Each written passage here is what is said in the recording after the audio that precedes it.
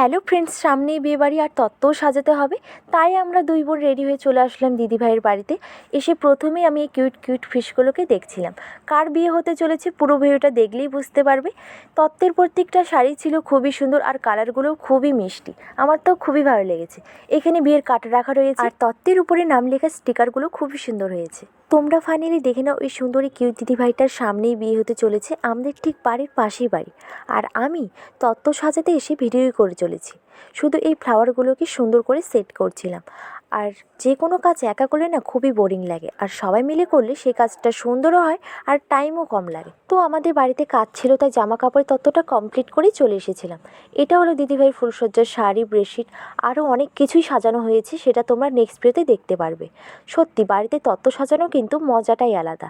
আর জুয়েলারিগুলো কিন্তু খুবই সুন্দর হয়েছে। ভালো লাগলে ভিডিওতে লাইক করো এবং চ্যানেলটিকে সাবস্ক্রাইব করে দেখা হচ্ছে নেক্সট ভিডিওতে। Bye bye.